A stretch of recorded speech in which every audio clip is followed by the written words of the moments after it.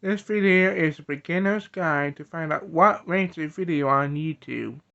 The first thing that YouTube ranks a video is how many people click on it.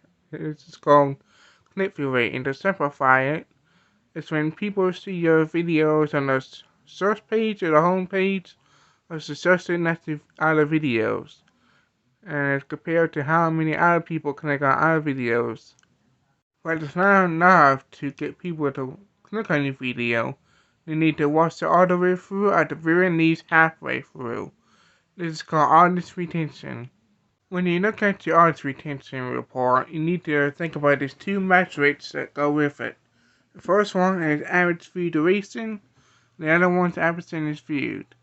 Let me tell you simple by telling you a name of a video.